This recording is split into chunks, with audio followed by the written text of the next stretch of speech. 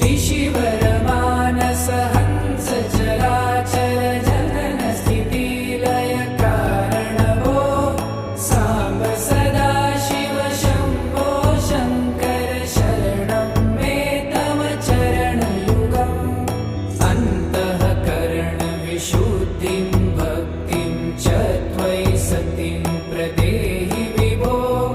साम्ब सदा शिव शम्भो शङ्कर शरणं मे तव चरणयुगम्